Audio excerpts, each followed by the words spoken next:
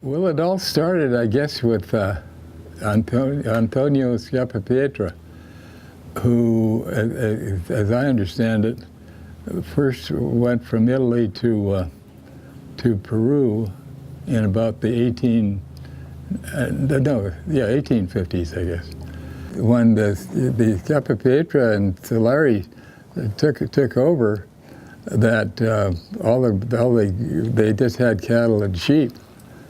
And then in about 1871, the Santa Clara Water and Irrigating Company was formed.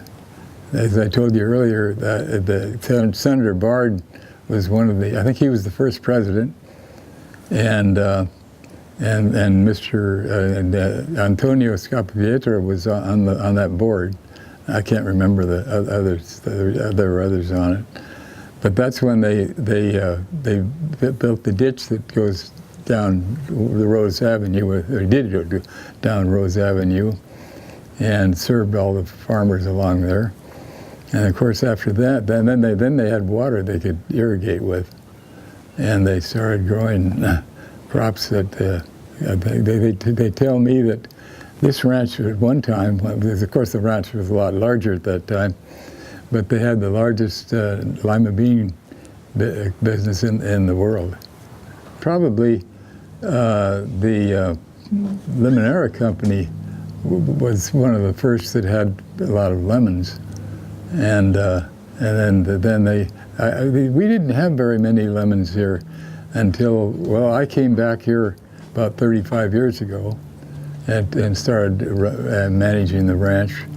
And we planted more lemons. Right now we have about let me see, 90 acres, something like that, and then we have a total of about 270 acres of lemons and avocados. And avocados are really, I think they were really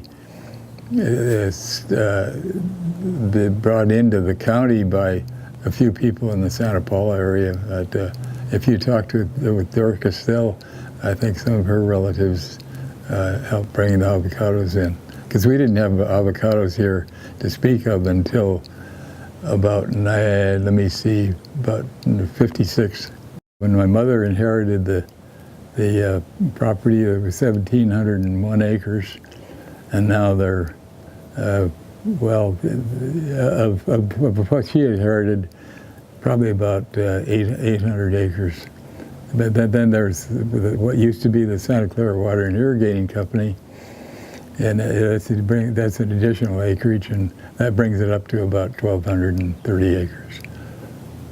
I mean, I can see that they need to preserve the animals and so forth, and fish, but you know, when they only have caught what is it, 2 or 3 steelhead in the last few years, and to spend millions of dollars on a fish ladder, on redoing the fish ladder, because they put in a fish ladder when they built the Freeman Diversion, but apparently some of the ultra-environmentalists feel that isn't enough, and so they want them to spend a whole lot more money.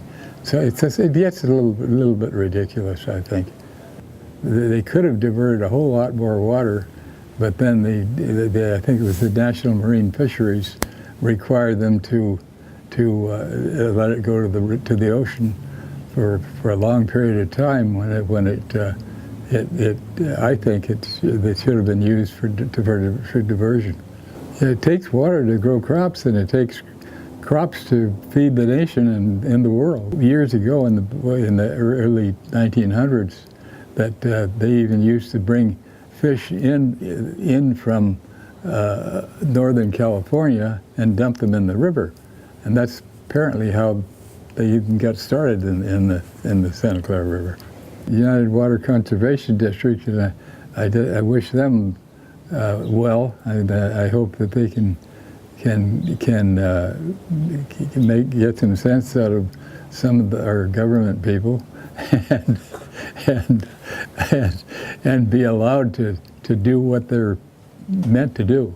Oh, I think that they'd have much more saltwater intrusion and probably the state would have had to come in and adjudicate the water rights, and I think it would be a lot more problem than we have right now. Sustainable Water Act is the right direction to to follow that and do what it's intended to do, because I understand, well, here in this county we have an overdraft, and then up in the San Joaquin Valley they even have subsidence, which is terrible. I mean, it can ruin an aquifer.